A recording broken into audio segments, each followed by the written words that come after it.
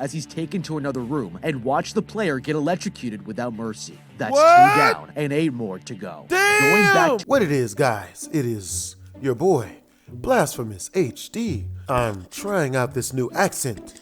Let me know if it sounds good. I heard it on TikTok. Today, we will be checking out a video called How to Beat Your Meat. The death game in Incite Mill. You guys sent this to me in Discord. If it's not good, a pimp named Sweet Meat 69, you getting your ass booted out the Discord. Links in the description down below. Make sure to donate to the GoFundMe. Helps me buy new equipment and also allows for I don't have to get a job so that I can keep practicing these accents and doing YouTube videos in them. And when I leave, come together like butt cheeks. If you are tricked into joining a death game where you have to kill players for cash, Damn, what would bitch. you do? There's no way to escape this place. Damn, so I'm bitch. going to break down the mistakes made, what you Oh, should shit. do, and how to beat the death game in the Incite Mill. This man is about to make the biggest mistake of his life. Yuki here is desperately looking for a part. Desperately looking through porn inside of a phone book in an abandoned gas station. Yuki is down bad with the worst of them. Part-time job, and he's about to give up when he turns around to see a beautiful girl behind him. She notices that he's looking for work and suggests he check out this job offer she's been given. He reads the description on her phone and is blown away to discover that it's paying $972 an hour. It's too much to turn down, and Yuki applies for the job. Later, he's picked up in a limousine. Yeah, $1,000 an hour, my nigga. Trust and believe. I'm at the job interview with you, and if you get hired and I don't, I'm robbing your bitch ass. Blackout, blackout. I dropped some chocolate onto my lap.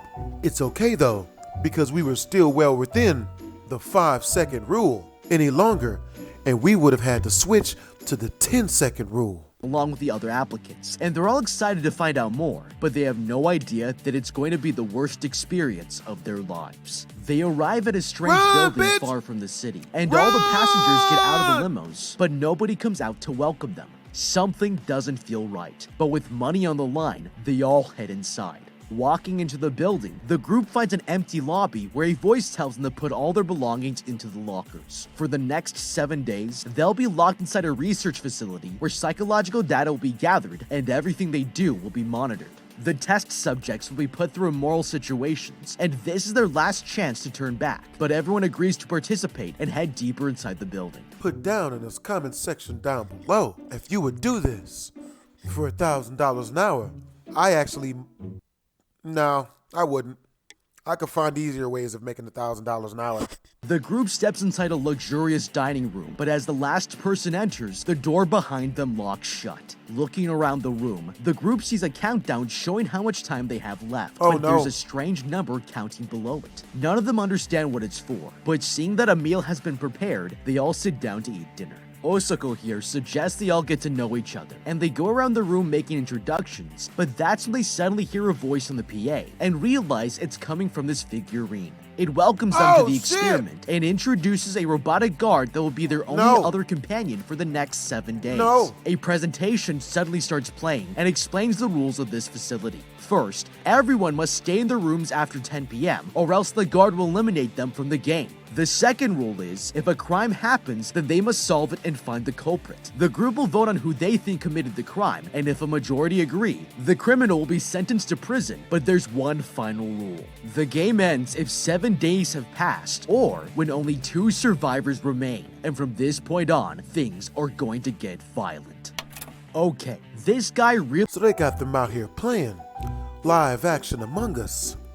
Damn, just chocolate bar is worth it. Delicious. really didn't learn his lesson from Kaiji, Death Note, or Battle Royale. And Nigga. his biggest mistake was missing the telltale sign. I love how this nigga literally got caught in all of these. In all these movies, they got his black ass, and he still fell for this shit again. Come on, bruh. Get your shit together. This shit chess, not checkers. Protect your goddamn knight. Shit.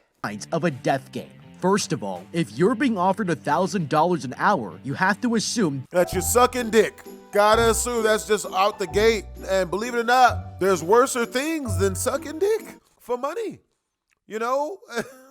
I don't know any of them, but let me tell you, they exist, and there's not a lot of ways to forget that what you're being asked to do will be worth that much money in return. No gotta one eat in ass. this group has a skill set that deserves this kind of salary. Eat ass, so the nigga. logical conclusion is that they're probably going to make you do something that's pretty f***ed up. Yeah, pretty bad, Secondly, yeah. this rules presentation gave them plenty of reason to think they're in danger because it used the word survivor.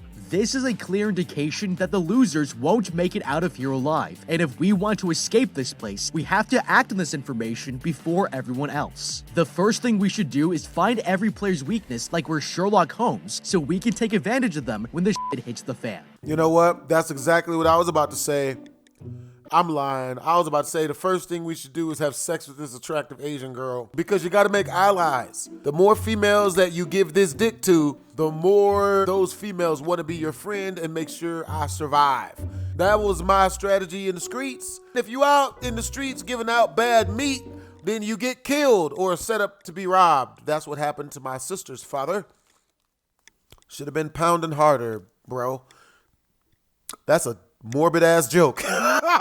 No, he really did get set up by a female that he thought he was about to get some ass from, and the guy came out of the house and shot him in the face with a shotgun. Luckily enough, he lived for a couple more years, but gotta be careful with these hoes, bro. Gotta be careful. You look here, you can see that all the players have a packed bag except for these two.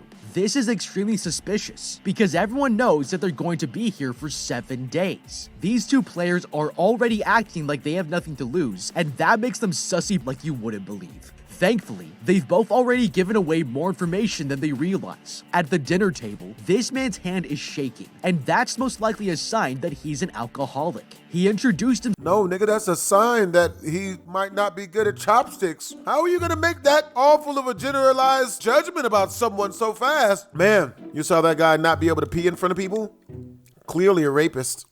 And I'm gonna sleep on my back because I'm not falling for that shit again. I'm gonna edit that out. Himself as the CEO of a company, and it's normal Japanese work culture to take their clients out for heavy drinking. This is great news for a death game strategy, because if there's any opportunity to poison his drink, he's going to find it hard to resist his addiction. This other man has less obvious characteristics, and that's exactly why he might be a wanted criminal. The man is intentionally dressed as inconspicuous as possible by hiding his face and wearing nondescript clothing with muted colors. This is known as gray man tactics, and it's even used by espionage operatives to avoid any unwanted attention. If he's accustomed to moving in the shadows, he's going to be a very skilled opponent. Bro, this nigga ain't Batman. He's just a nigga that don't like a lot of attention. He's a loner. This dude Cinema Summary is picking on people. And that's why I would make sure he's killed first. Now, as a general strategy, there's a good way to test the rest of the group to figure out how well they're going to react to this death game. If it were me, I would choose not to eat the food on the first night. Anyone who notices that we haven't touched our meals and decides to copy us means they're very observant and wondering if it might be poisoned. This is a litmus test for who's thinking about their own survival and who is not. Dumbass. Yuki here tries to reassure everyone that nothing bad will happen since killing each other was never in the job description. But Nishino points out they're trapped here with no way to escape or call for help. It's a death trap, but Yuki has an idea. He suggests they should all promise not to hurt each other, and the old man agrees with him. It's the only way they'll survive, and if they don't establish trust, it's going to turn into a bloodbath. Bruh, one of the worst things you could do in any situation is trust motherfuckers. It's been proven time and time again that in situations of stress or even in situations of non-stress, niggas will just tell you whatever they want you to think about. I mean, you really think when I was out here cheating on bitches back in the day that I was like, well, you know what I'm gonna do with your cousin if you leave her alone with me? Like, no, nigga, I was lying to the bitches. In the hallway, this girl asks her boyfriend why he lied earlier by introducing himself as a medical intern, but that's when he sees Maki walk by and pulls him aside, asking for his support whenever there's a vote. The kid tells him he'll think about it, but as he's walking away, Nishino here approaches them. He suggests that the old man and EY looked like wanted serial killers from the news, making the group more suspicious of the other players. Meanwhile, Ando here looks around and finds dried blood on the wall. It's Oh, a shit. sign that they aren't the first people to join this experiment, and it doesn't look like things ended well for them. Preparing for curfew, Yuki here walks into his suite and closes the door, but discovers that there's no lock. It's unnerving, and the man continues looking around, finding this strange metal box inside. Putting his key card in the slot, a light turns on and he lifts up the lid, discovering a fire poker inside along with a card. He picks it up to read, and it instructs him to murder someone using the weapon, as the man realizes that this has officially turned into a death game. The next day, he wakes up to find Shoko standing right beside his bed. She asks if he's looked inside his box yet, and Yuki realizes her room has one as well. Suddenly, they hear screaming in the hallway and run outside to discover the first victim lying on the floor. It's Nishino, and as the last test subject arrives at the crime scene, he can't help but laugh. Yuki stares at him in shock, as the players realize nobody can be trusted. Damn, bro, you That's gonna one laugh? down and 9 more to go. The old man finds a card along with a bullet casing on the floor, while Osako here examines the corpse. The victim was shot 5 times, but no one heard any gunfire, and the housewife thinks that the doors must be soundproof. Panicking, Yuki runs into the dining room screaming for the experiment to end, but it's no use. The doors won't open, and they have no choice but to keep playing. Okay, this just got serious. You think? Hey, man, just keep your head up. I'll keep getting that money, my nigga. You know what I'm saying? $1,000 an hour is hard to come by. I do not want to even tell you guys what you'd have to probably do to get that much money. Run it! Run it all, bitch! After only one night, someone's already been murdered, and it means these players are not messing around. Now, as scary as this is, it's actually the best thing that could have happened. After 144 hours, the game will end, and for every person that dies, we are one step closer to winning without having to get our hands dirty. We want to keep this pattern going for as long as possible, and that's why my strategy on the first 2 nights would be to do nothing. First of all, we know that wandering out in the hallways is extremely risky, because if we're caught by the guard, we could be eliminated, and that's not a risk I'm willing to take until I learn more. It's better to let others take these risks and learn from their mistakes instead. The biggest problem with this strategy is that this door doesn't lock, and we can't barricade ourselves inside because it's a sliding door. Anyone could come in and kill us in our sleep, so we need a way to add an extra layer of protection to prevent that from happening. The best solution here is to use our shoelaces and tie one end to the door handle. I would then tie the other end to a glass cup or a teapot and place it on an elevated surface across the room. If anyone tries to sneak in during the night, the sliding door will pull on the shoelace, causing the item to crash to the floor. That's just smart. The sound will wake us up with enough time to react to the threat, and it gives us a chance to defend ourselves without having to stay awake through the night. Now, it's going to take way too much time to run across the room and use the key card to get our weapon out of the box. So for this strategy to be effective, the smart thing to do is take our weapon to bed so that we're ready to defend ourselves if someone tries to kill us. The old man suggests they check the dead player's box, and when he reaches inside, he discovers the letter is still there. Nishino had been instructed to use a cyanide pill to poison someone, and on the bottom of the card, it says, Mystery of the Green Capsule. Shoko and the housewife are the only ones who know that it's a reference to a famous mystery writer. That's when someone starts screaming, and the others run into the hallway to find that the dead body has been moved. Turning the corner, they see the robot has carried it to this room before dropping him into a coffin, and there's one here for each of them. Osako points out that someone must have a gun in their box and suddenly accuses EY of being the murderer. The man explains that earlier, the victim suspected him of being a serial killer and must have shot him to protect his secret. Suggesting they take a vote, he asks who agrees with his theory, and the majority raise their hands. With that, the robot guard enters the room, heading straight for EY and picks the man up into the air. The other contestants follow as he's taken to another room and watch the player get electrocuted without mercy. That's 2 down and 8 more to go. Going back to his room, Yuki finally has a chance to open his box, but when he lifts up the lid, the man discovers something terrifying. His fire poker has been replaced with a gun, and that means he's been framed for murder. Nervous, he walks back to the dining room trying to act casual when this figurine suddenly announces that Osako has been awarded $276,000 for solving the crime. Mia suggests they open the criminal's box to see what weapon he had, but when they look inside, they find it empty. They just accused the wrong man, and it means there's still a killer on the loose. Okay, this is getting interesting. No, it's not. That shit is fucked. It's screwed. People think you did it. You got the only gun, man. First of all, they took a vote to decide if EY was the killer, but none of them tried to look for evidence to back up their claim. It would have made more sense to go into everyone's rooms as a group to check each weapon box one by one. This might reveal the true killer before they have a chance to cover up their tracks, and at the very least, it removes everyone's ability to lie about their weapons for the rest of the game. Now, whenever we solve a crime, we get more money, so there's definitely an incentive to use this strategy, but this is where things can seriously backfire. If everyone knows what your weapon is, then you won't be able to use it without getting caught, and that makes it much harder for us to kill our competition. This will give power to the most physically capable players in the game, so checking weapons at this stage would be a death sentence for most of the group.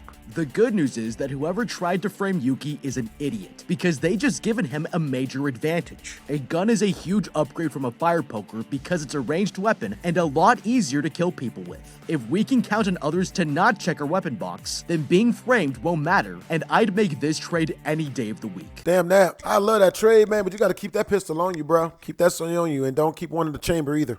Now, when it comes to solving the crime, there's actually a lot we can learn from Nishino's murder, and it starts with his bullet wounds. If you look at this reference here, you can see that exit wounds have a very different pattern from entrance wounds, and this information helps us deduce that he was clearly facing his attacker without running away. We also know from this card on the floor that he was player number 9, and that means he barely made it 2 meters from his own room before getting shot. Now, what's most interesting is that Nishino here wasn't trying to murder anyone at all, because when they opened his box, they found his weapon still inside. With all this in mind, it's possible that he was meeting someone in the hallway that he didn't consider dangerous, and that person turned on him. This means whoever killed him must appear very unthreatening, but is secretly a murdering psychopath, and it's going to be the same person who planted the gun. As far as we know, the only person that's been inside of our room was Shoko here, and when she woke Yuki up, she specifically asked if he opened his box yet. That's a serious red flag, so if it were me, I would be looking for proof that she's the killer. The best case against her is to use the angle of the entrance and exit wounds and measure the bullet's trajectory. If it's straight, then the killer is short, but if the exit wounds are lower, then the killer must be tall. This one forensic observation could help us figure out if the attacker was male or female, because Nishino was roughly the same height as the women in the group and could support the theory that Shoko is the murderer. Later in the kitchen, Yuki approaches the girl and tells her someone hid the gun in his room. Surprisingly, she believes the man and apologizes for bringing him into this mess, but they're interrupted when another player walks in. He quickly leaves the kitchen and heads back to his room, but sees the housewife in the hallway trying to open Shoko's door. He runs up, demanding to know what she's doing, but the woman ignores him and heads inside. Pulling out a magnet, the housewife explains she's trying to find out if the gun's been hidden here and slides it underneath the box. She should be able to feel the weapon move if it's inside, but nothing happens. Curious, Yuki asks her why she thinks the girl might be the killer, and she reveals that everything about this place references mystery novels. Only a fan of the genre could create a death game like this, and that's why she thinks Shoko must be the killer. They never notice that someone has been eavesdropping on the whole conversation, and it's going to blow up in their faces. That night, Yuki inspects the gun and finds out every single bullet is still in the magazine. This isn't the murder weapon that killed Nishino, and it's evidence he's not the murderer. Meanwhile, the housewife heads for the rec room to find a book to read, but as she's walking through the halls, someone shoots her with a nail gun, and Mia steps out of the shadows behind her, making that 3 down and 7 to go. The next day, the players find the housewife's body on the floor, and the old man goes into her room to look for the weapon, but reveals that it's gone. Everyone gathers inside the dining room, uncertain who to trust. But that's when Maki here walks in with a nail in his hand, and accuses Shoko of being the killer. He explains that he overheard the housewife earlier, and that she suspected the woman was the mastermind behind this entire death game. Yuki argues that the girl is innocent, but that's when Osako pulls out a weapon and holds it up to his face. He reveals that this knife was in his box, and demands the girl prove her innocence by showing them her weapon too. Yuki stands in front to defend her, and the old man intervenes, trying his best to stop them from fighting, but he's pushed away. Angry, Osako asks why someone of his age and status would be here, and the old man reveals that 6 months ago, his son applied for the same job posting, but was never seen again. He joined them to figure out what happened, and now it's clear that most of them are going to die just like his son.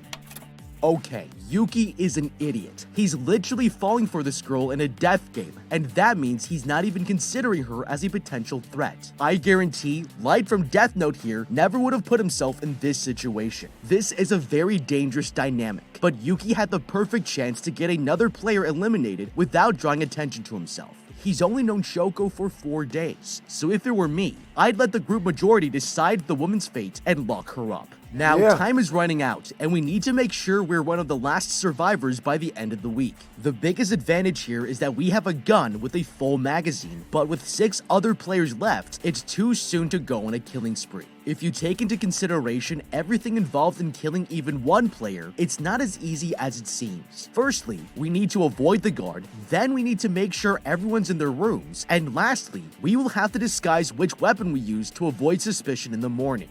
This is a long checklist of things that need to go right for us to literally get away with murder. This situation could have gone very differently for Mia here because she tried sneaking up on the housewife in high heels. One bad decision like this could destroy your chances of surviving, and it's not time to take risks unless we can win the game in a single night with as little danger as possible. Now, this actually brings up a very important point for our strategy. Right now, everyone distrusts others more than they distrust Yuki, and that's a huge advantage that we can't afford to waste. If it were me, I would tell the boyfriend that he might be the next target, because his girlfriend is giving him an unfair voting advantage when they decide who to accuse for crimes. We know that he's made a pact with Maki as well, and that means they're threats that need to be broken up. I'd suggest that he can keep himself safe by bunking with his girlfriend the next night. This would be a test of the rules, because if he survives, then we know it's a tactic we can take advantage of for ourselves. But if he gets eliminated by the guard, then it's another player down without having to risk our lives. This is the perfect win-win scenario, and he's going to be more willing to try it out because he wants to protect his girlfriend. That night, Yuki lists down all of the weapons they've discovered, but doesn't understand why the killer left the cyanide pills behind. That's when he realizes someone's in his room and stands to find Ando by the door. The old man wants his help to prevent any more deaths and suggests they start patrolling at night. He's figured out that it takes the robot 10 minutes to go around the hallway, and they should be safe as long as they stay behind it. Agreeing to help, Yuki walks through the halls along with his friend, and she thanks him for defending her earlier. They stop walking, and the girl whispers into his ear, confessing she's been keeping an eye on him, but they have no idea that the guard has just turned back around and is heading straight for them. The players slowly walk forward, but they suddenly hear the robot beeping and run into the dining room to hide. Yuki checks if the coast is clear, but that's when this woman approaches. Pulling her inside to safety, she explains she's here to help them patrol, and the man decides to join her on the next shift. The next day, Yuki runs down the halls looking for the others and finds them in the coffin room along with Osako's dead body. The old man explains that he was somehow killed by the ceiling, pointing out this bloodstain above them. That's 4 down and 6 more to go. The man believes anyone who uses their weapon ends up getting killed, but Yuki yells that he's a liar. The guard didn't travel clockwise last night like he said, and it nearly got them killed. Wakana here promises to avenge her boyfriend, but that's when the ceiling suddenly begins lowering. It startles the survivors, and the men run out of the room to see Maki here playing with the remote control. Thinking he must have killed Osako, they follow him into his room, but the student insists he's innocent and pulls out a massive crossbow. It's proof that the remote wasn't his weapon, and Yuki tries to disarm the player but gets thrown off. Maki reloads his bow and aims it straight at him, but that's when the girlfriend Wakana runs into the room. Furious, she swings a battle axe straight into Maki's head, and the others watch in horror as she dies from her injuries, making that 6 down and 4 more to go. What injuries did she have? Later, the old man checks the dead guy's box for his card and finds instructions to shoot someone with the crossbow. That means Maki was telling the truth about finding the remote, and the murderer is still among them. The women go to the kitchen to make tea for the survivors, but while Shoko has her back turned, Mia here secretly pours something into the pitcher, and it's about to f up everyone's night. They all gather in the dining room to process, and Mia serves everyone tea before taking a seat. And that's when she reveals to the group that she has a son. It's the only thing that keeps her going, and Yuki chugs his drink as he realizes this girl's keeping secrets and needs to find out more.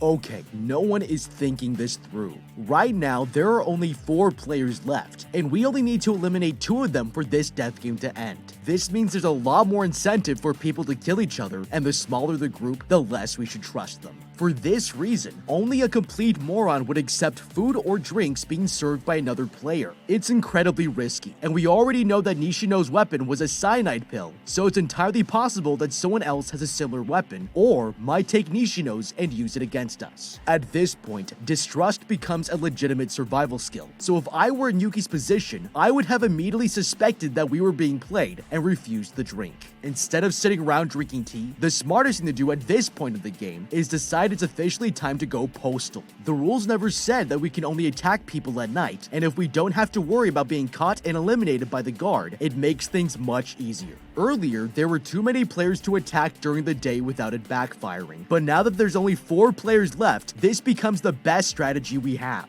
If it were me, I would walk into the dining room and pick off 2 players before they even have time to get out of their seats. It sounds cold-blooded, and that's because it is, but choosing morals in a death game is a surefire way of getting yourself killed, and that's definitely going to be your biggest mistake. Now, the best part about this strategy is that we have the most overpowered weapon in the entire game, and it's fully loaded. The only other long-range weapon is a nail gun, which nobody is carrying at the moment, so the group wouldn't be able to retaliate, and we would win.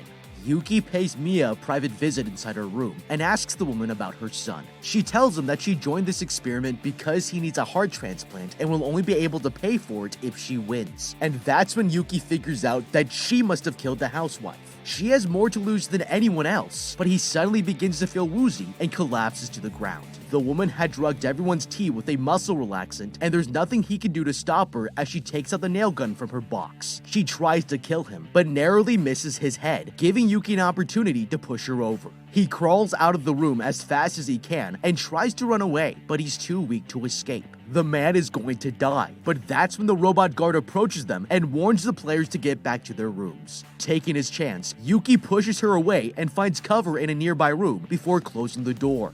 The woman is stranded in the hallway where the robot shoots her to death, making that 7 down and 3 more to go. The next morning, Yuki wakes up and walks outside to see that the others have found the woman's body. He tells them what happened and explains the guard must have also killed Nishino. Since the cyanide pill was dented, Yuki suggests the man bid it to get the bonus money that's awarded to dead players so his relatives could inherit it. They theorized that he was intentionally sent into the experiment so he would die first and spread rumors so that the players would get paranoid. It was the perfect way to get them to murder each other, and that's when they hear an announcement congratulating the man for finally solving the murder correctly. Yuki wants the killing to stop and suggests they destroy their weapons before waiting out the remaining days. The surviving players gather in the dining room where he gives up his gun, swearing to leave it here overnight. The old man decides to trust him and puts down his weapon on the table, but the girl is the only person who doesn't disarm herself. The next morning, Yuki wakes up still alive and heads for the dining room where he sees Ando inspecting the gun. They're all relieved everyone survived the night, and the old man tells them he has a theory.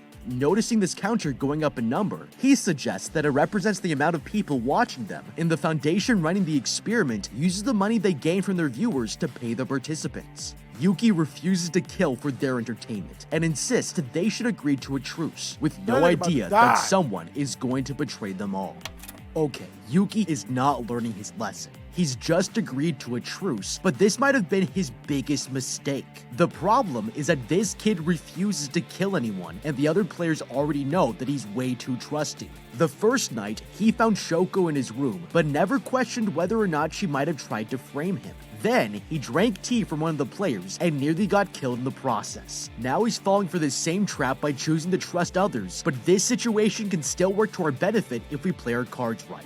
The most important detail these players are forgetting is that Nishino's cyanide pill could be used at any point in the game. If it were me, I would gladly surrender my gun and encourage everyone to give up their weapons for our mutual survival. Then, I would celebrate our truce by offering the old man a shot of whiskey and put the cyanide in his drink. Now, earlier I said that nobody would fall for this trick, because someone offering drinks in a death game is pretty suspicious activity, but this old man is the one exception. Ando here is an alcoholic, and that means he wants a drink more than anyone. There isn't an hour that passes where he doesn't think about it, and if he gives in to the temptation, that kind of decision making completely disregards all risk, including potentially being poisoned. His age is also an important factor because it's an essential part of old Japanese culture to never turn down a gift and always finish what you were given. This cultural practice is known as motainai, and a 60-year-old businessman would be more pressured from cultural expectations to drink alcohol if it's being offered to him. Since there are only 3 players left and we can't use our weapons, it's the best possible strategy to win the game. Nobody took advantage of this man's alcoholism or the cyanide pill, and it was a wasted opportunity. The next day, Yuki walks into the dining room, but something's wrong. No one is here, and all the weapons are missing from the table. He runs to the players' suites and discovers that the others aren't in their rooms. But as he's searching for his friends, the man sees the jail door is wide open. He goes inside to look around, realizing that EY has escaped, and when he runs back into the hallway, Yuki finds a trail of blood on the ground. Fearing the worst, he follows it until he arrives at the coffin room and walks inside to discover the old man lying on the floor dead. That's 7 down and 3 to go. Suddenly, EY sneaks up from behind and starts choking Yuki. He reveals the jail door opened, letting him escape, and confesses that he murdered Osako for getting him imprisoned. He was given the remote control as a weapon and activated the ceiling inside the prison cell before dropping it into the hallway for Maki to pick up, framing him for murder. The killer throws Yuki to the ground and beats him up before stabbing the guy in the leg. It's painful, but Yuki manages to kick him off and heads for the dining room. He runs as far away as he can from the killer, but EY catches up and pushes him against the wall. The murderer is about to finish him off when Shoko points the gun to his head. The girl leads him away from her friend and demands he drop the weapon or else she'll shoot. The killer dares her to pull the trigger, but Yuki suddenly remembers the old man sabotaged the gun. Realizing it's been booby-trapped, he warns the girl not to shoot and runs over to stop her, but EY kicks him off, pushing Shoko to the floor. The murderer goes for the pistol and aims it at the survivors, but as soon as he pulls the trigger, the gun blows up in his hands. He's killed instantly, making that 8 down with only 2 contestants left, and that means the experiment is over. The figurine announces that both the old man and Yuki have been awarded bonuses for their actions, but he has had enough. The winner knocks the figurine to the floor, upset that so many people had to die, and the door opens up, allowing the players to finally leave the facility. The 2 survivors walk back to the lobby, where a man is waiting with Yuki's prize money, and he takes his $1 million in cash, but as he's about to leave, he realizes the girl isn't coming with him. That's when Shoko reveals that she works for the people running the experiment, and her job is to draw in more viewers by making things interesting. She was responsible for freeing the murderer from jail and planted the gun in Yuki's box to frame him. He can't believe it, and the man confronts her outside, demanding to know why she helped him, but she never answers. Instead, the woman gets into a limo and drives away, leaving him alone with only the money to keep him company. Yuki begins walking back to the city when he hears someone behind him and sees it's the old man. Ando here faked his death this whole time so he could escape the death game, and the survivors head to town, wishing he had brought his death note. But what do you think? That movie looks like something I would definitely want to check out. Cinema Summary is my shit, because without them, I probably wouldn't have decided to get into watching Squid Games, and that show was utterly awesome. But yo, hope you guys enjoyed the video. If you did, make sure to comment, like, and or subscribe. Also make sure to donate to GoFundMe. Twisms.